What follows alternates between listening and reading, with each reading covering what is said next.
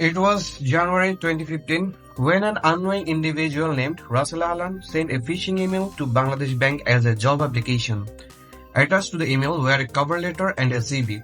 However, hidden within the attachment was a remote code execution malware designed to infiltrate the bank's network. Unfortunately, 4 bank officials downloaded the files onto their computers, unknowingly allowing the malware to spread. Fast forward to February 4, 2016, a Thursday, and the last working day of the week in Bangladesh. At the highly secure 10th floor of Bangladesh Bank's headquarters, a printer began to displaying malfunctioning errors. This printer was responsible for printing SWIFT transaction records which logged international money transfer. Initially, the bank officials assumed it was a minor glitch, as the printer had previously encountered some small issues. They turned it off and left for the weekend, as Friday and Saturday were banking holidays in Bangladesh. However, when they returned on Sunday, the printer started printing multiple transaction logs automatically. At this moment, the officials realized something was seriously wrong. The attackers had used the phishing attack to gain access to Bangladesh Bank's SWIFT system. SWIFT, Society for Worldwide Interbank Financial Telecommunication, is a secure messaging system used globally by banks for transferring funds between institutions. Once inside the SWIFT network, the hackers initiated fraudulent money transfer to the Philippines and Sri Lanka. The cybercriminals attempt 81 fraudulent transfers, aiming to steal 101 million. However, Bangladesh Bank managed to prevent one of the major transactions, a 20 million transfer to Sri Lanka. Despite this, the hackers successfully stole 81 million, transferring it to multiple accounts in Philippines, where it was laundered through casinos and money exchanges.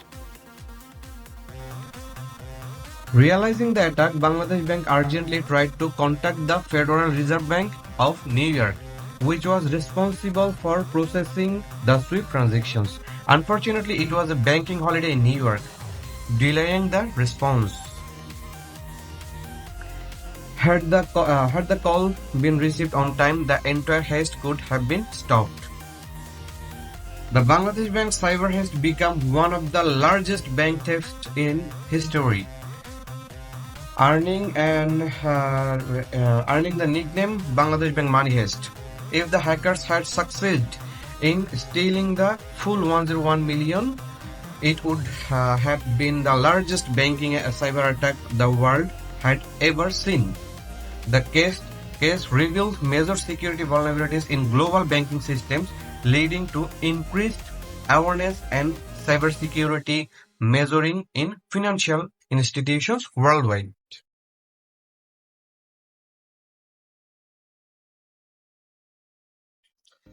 Hello viewers, hope that you are doing well. Today we are going to talk about the ethical hacking journey. How you can start your ethical hacking journey, what knowledge do you want, and how to move forward. By the way, ethical hacking is a vast field.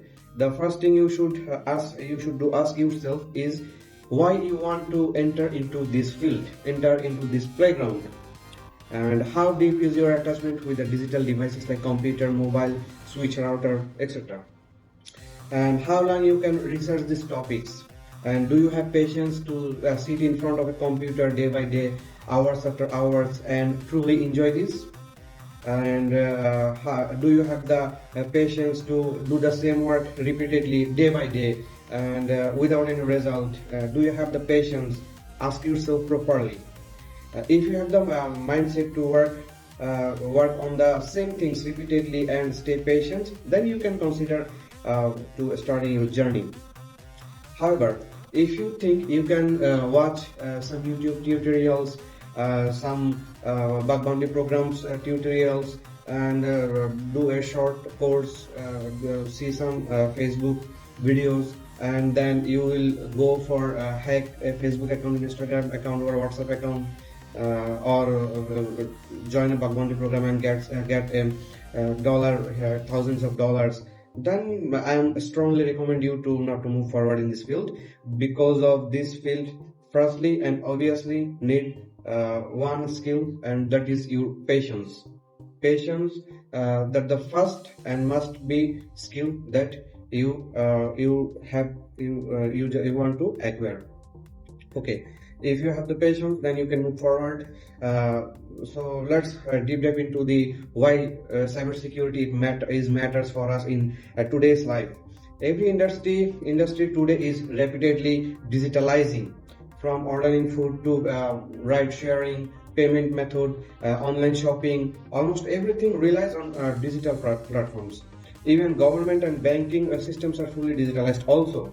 Experts predict that future wars will be the cyber wars. Weaponized war won't be happen again, or it will be the cyber war.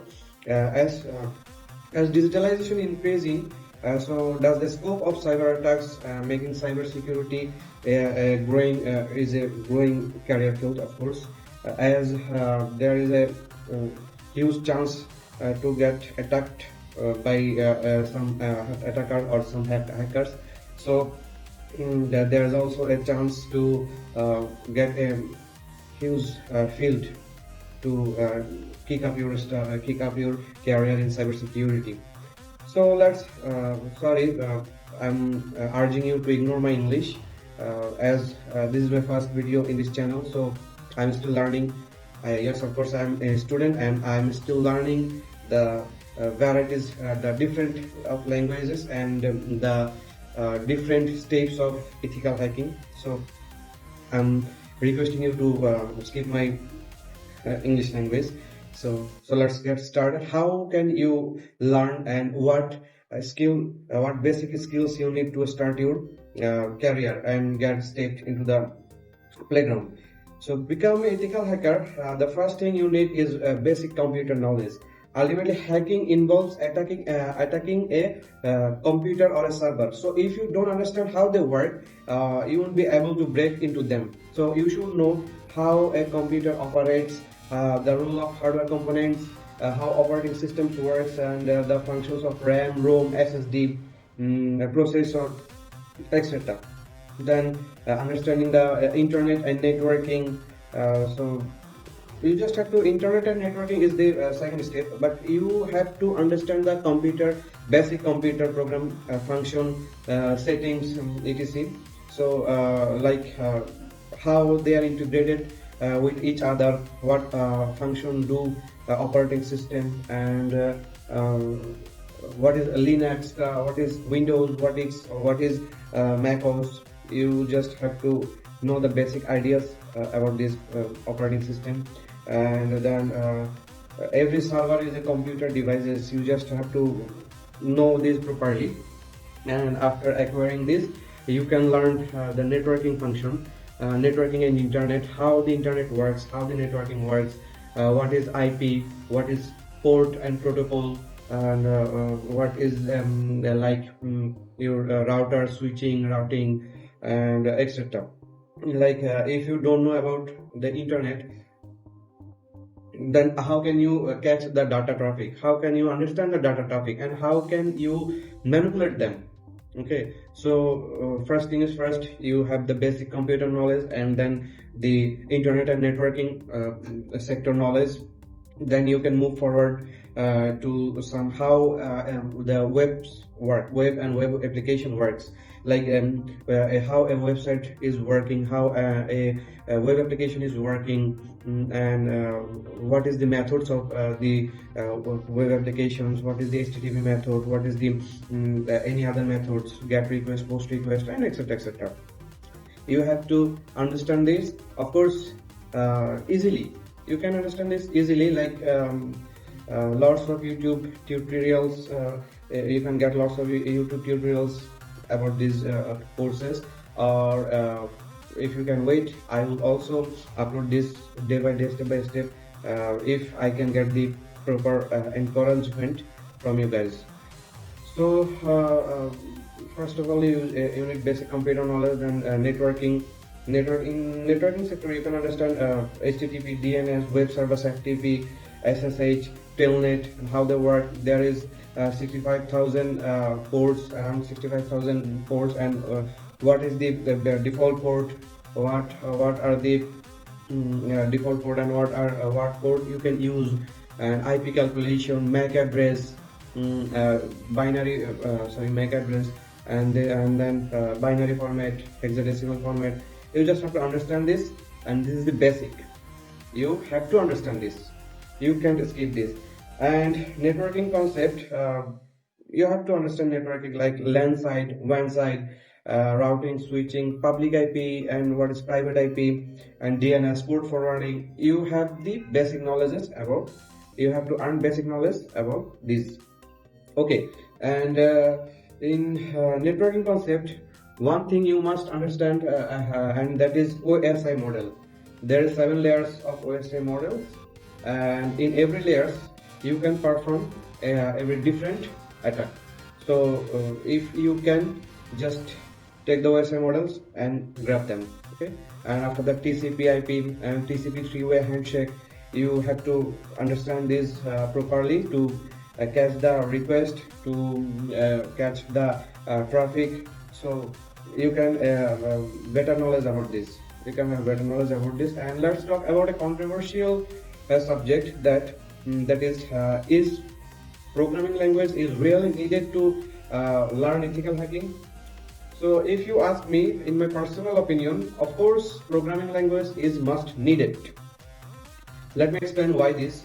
Every website, every web server is made by a programming language, and even our operating system, Windows, Linux, these are also made by programming system, the programming language. So if you don't know what is this, what is the language is this, then how can you break them? So in programming language, you can start with C or C++, Java. Of course, C is the mother of all programming languages. This is called OS level language. So maybe you will not get the patience to start with C or C++. So I am recommending you to learn the Python. So Python is the best choice for beginners and widely used in cybersecurity. So if you, and also Python is a widely used scripting language also, and it has huge library. It's a strong language with huge library by itself. And after that, besides, you can learn any other languages like HTML. You don't have to learn CSS, it's for designing a website. You can learn HTML, you can learn Java, and you can learn PHP. So every server has two parts, the front end and back end. So there is front end, back end languages are like C, C++, Java, and front end languages are HTML, and Java can also use in front end language, and Python can be also used. Front end means which we see in the interface of website, like user site, and backend is use the server site. Okay. So after this, also you have to understand the SQL language, because SQL is especially important since many attacks, because you can perform a individual attack by the SQL language, like SQL injection. After that, you can learn parallelly the all other languages. So HTML, PHP, Java, SQL, these are the programming languages you can learn.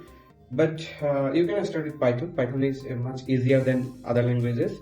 C and C++ will be so time consuming. And after that, you have the you can learn the Linux. Why you can learn Linux? Okay, we are everyone using Windows from the childhood because of its beginner friendly user interface, graphical user interface.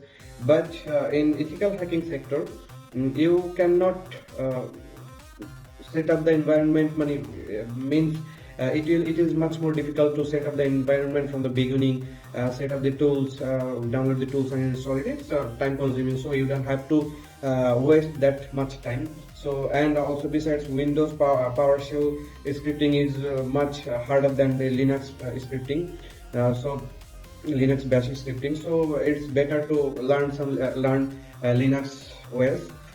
You don't have to go for Kali Linux at first. You can learn Ubuntu, Linux Mint, or any other Linux distro. So it will be a very big, very useful for you to learn ethical hacking journey. So you can learn Ubuntu, Mint, Linux Mint, and after that you can gradually shift in Kali Linux or Parrot OS or Black Arch, Blackbox, etc. So, and after that you have to gain a strong knowledge about virtualization. What is virtualization? Virtualization means in our Windows computer we can use we can use 3-4 other operating system at a time, and we can install like some servers, we can install some websites, we can attack them by ourselves, we can practice on them. So that's why virtualization is also important. Besides, you can use VMware Workstation Pro, you can use Oracle, and you can use, there are many virtualization software, you can use one of them, but you have to gain the strong knowledge about them. So after that, where you can practice them, you can practice the TryHackMe. This is so beginner friendly, and I have the intention to make TryHackMe videos, tutorials, and upload this for you. And besides, you can practice on Hack the Box and HackerOne, and after that you can practice on ForceTrigger. So you can join in them, and gradually you will learn step by step everything. So join ethical hacking communities on platform like Twitter, and follow cybersecurity professionals. Stay updated with news sources like Corruption Security, the Hacker News, and cybersecurity blogs. So up to date, always you have to up to date yourself. And my final thought is, ethical hacking is not just about watching some videos or expecting quick success. It requires dedication, patience, and continuous learning. So if you are truly passionate about cybersecurity, start with the basics and gradually build your knowledge. The journey is challenging, but with persistence you can achieve success in this field. So I'm wishing you all the best. I have the intention to make lots of videos, and by the way, this is my first video, so it will be there is lots of mistake. So, and excuse my English language please, as I am trying.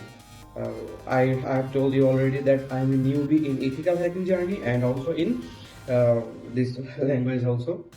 So wish me good luck, and also if you have any query, if you have any question, or if you want to learn something, just knock me, just comment, and please do like, share, and subscribe my channel. And I have the intention to do a lot more videos for you about ethical hacking, cybersecurity, like tools, TryHackMe, Hack the Box, ForceTrigger. So keep supporting me. I will be so much encouraged if you subscribe my channel and like my videos, and just encourage me. Okay, thank you.